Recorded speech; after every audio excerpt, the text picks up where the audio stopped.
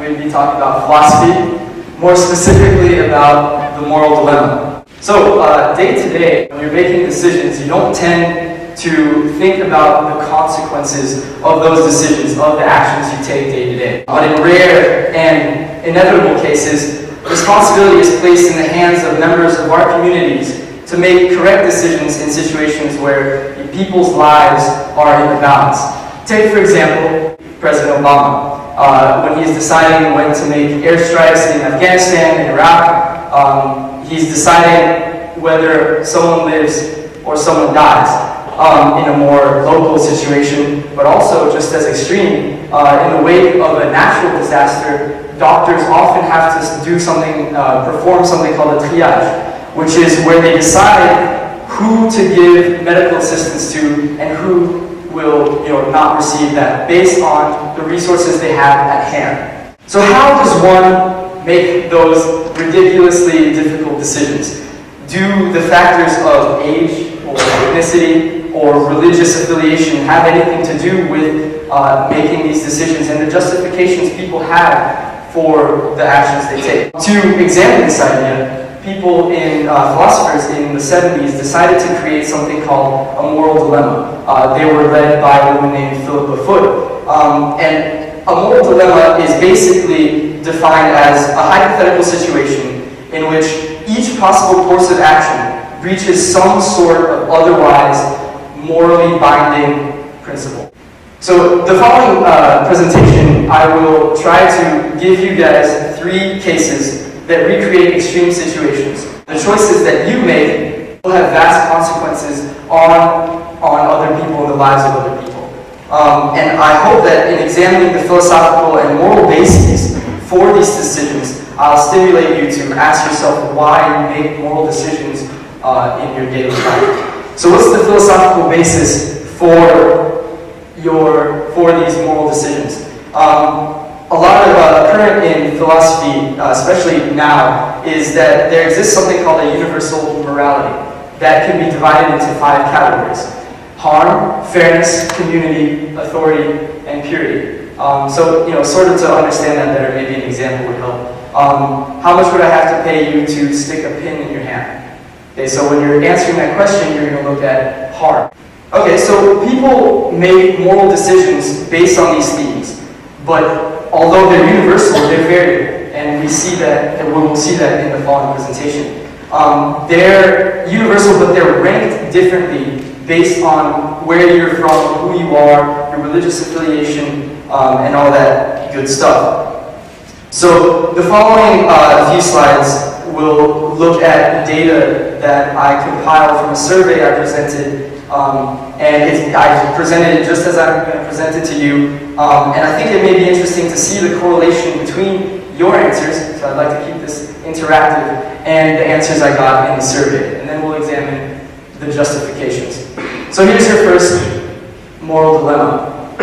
Oh, well, first of all, here's the background. I got 508 answers, divided into 2 categories. 11 to 20 was the students, 45 to 60, 41 to 60 was the parents.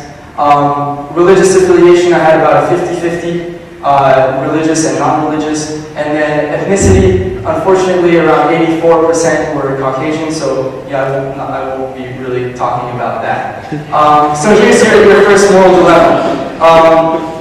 And think about this, okay? So here's your hypothetical situation. On your morning walk, you see a train hurtling down the track, the conductor slumped over the controls, and the brakes are unusable.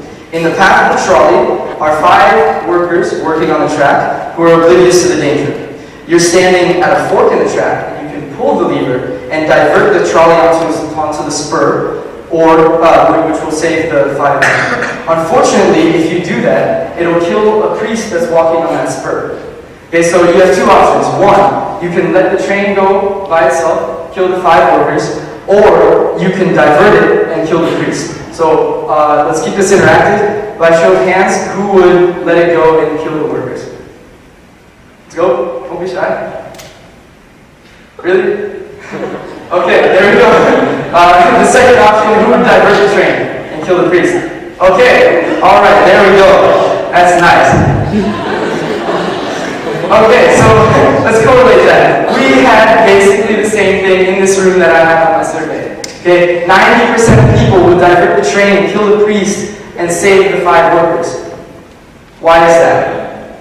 If I do a cross-examination based on religious affiliation, I see the same. Okay, so I see 90% would, in both cases, would divert the train and kill the priest. But their justifications for their actions are entirely different, and this is where it gets interesting.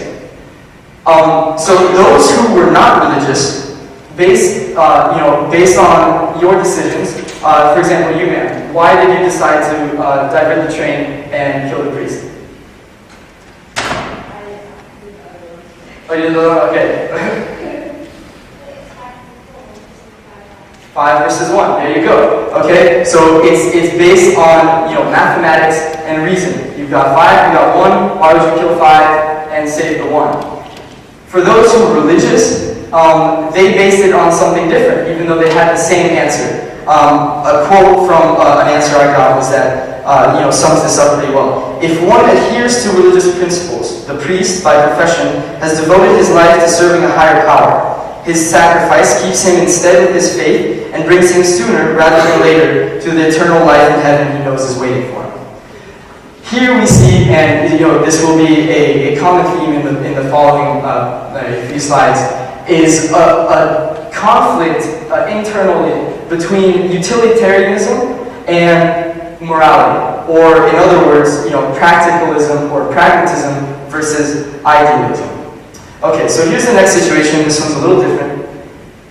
So you are on a life raft after a boat has crashed, and you and 5 other people are on it, and there's too much weight for the boat to stay afloat. You have to decide to throw one person off. The person who gets thrown off will die. Okay, so there's shots in the water or something like that.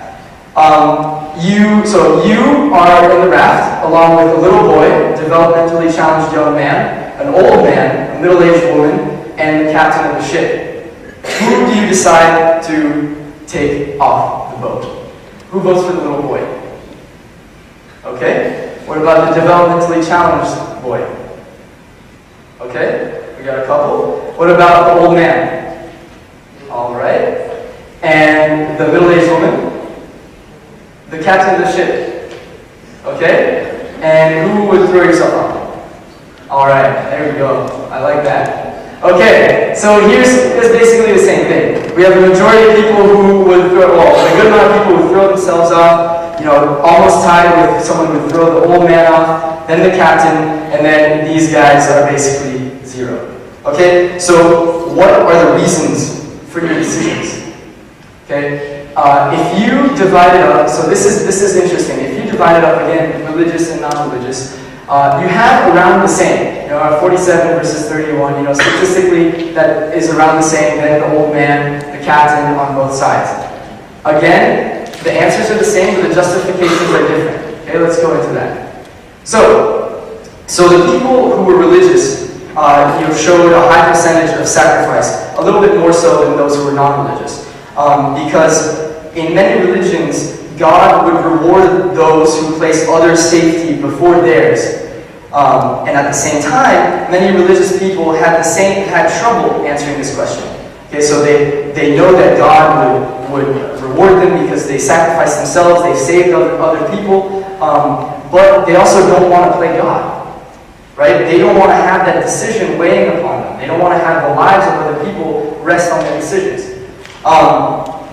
A good quote from some participants was that, I do not have the authority to decide whose life is least valuable. Therefore, the only right or ethical thing for me to do is sacrifice myself. For those who are not religious, they looked at just a rational analysis of the pros and cons of each of these 5 people in the boat. The old man, take as an example, he's lived his entire life, but then again, he's an elder, and that's a respected position in most communities. Again, utilitarianism versus idealism. Here's the last situation that I'm going to present to you. This is a little gruesome, but bear with me. Okay, these are meant to be extreme. So here's your situation. It's wartime, and you and a group of, let's say, 30 people are hiding in a basement, and above you, enemy soldiers are patrolling and will be drawn to any sound. If they find you, they'll kill all of you immediately. Suddenly, a baby starts to cry, and the only way to stop it from crying is to kill it. Okay, extreme, but then again. There's two parts to this question, and we'll go one by one. What happens if it's your child? Who would kill the baby? Okay? If it's your child, would you save it and kill everyone else as a result? Yeah, that's just the other option. Let it live. Okay? What happens if it's not your child? Would you kill it? Okay? And if it's not your child, who would let it live? Okay? Okay, good. That works well. Okay, so as we see here, let it make the noise. If it's your baby, we have a preponderance of people who would let it make the noise. Okay? If it is your baby, if it's not your baby, a little bit less, but there's still a difference. Okay? A good analysis here, and an interesting view into this, is if you divide it by age. Okay? There's a complete reversal.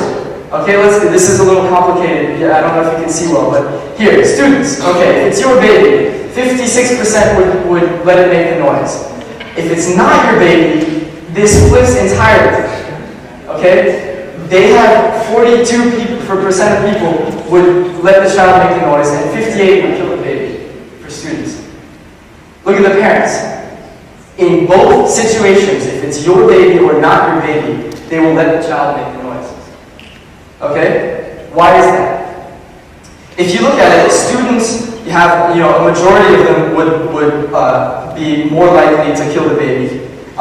Even more if it's not theirs. Why? Because they rely on math versus emotions. Okay? They rely on, I kill one person, but I save the 30 other people in the building.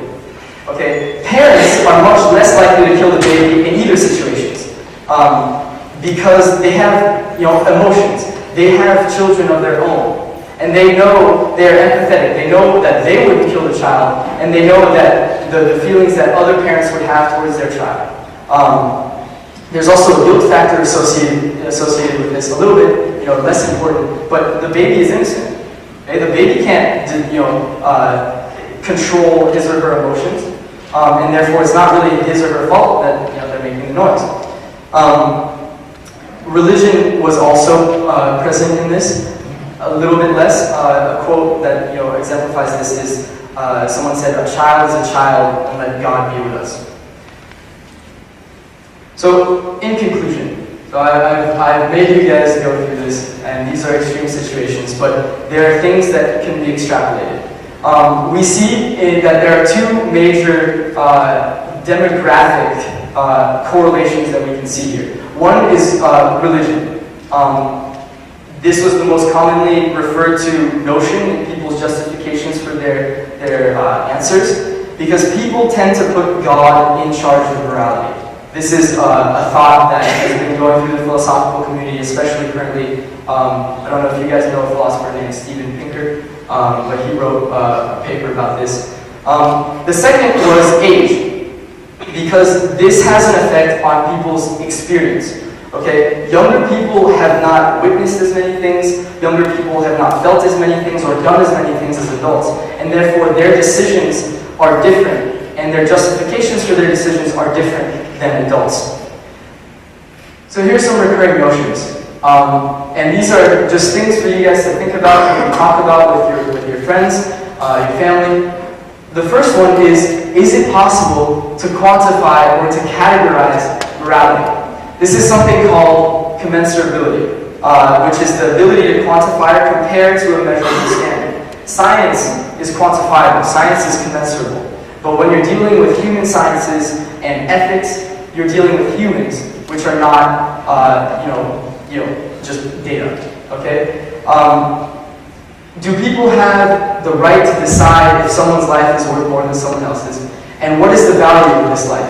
Should life even have a value? So what's the essence? I've rambled on, but I've shown you dramatic situations that may not necessarily correlate directly to experiences you guys will have. I doubt you'll be in a sinking boat. But I hope that our exploration of them will help us understand more about what morality truly is.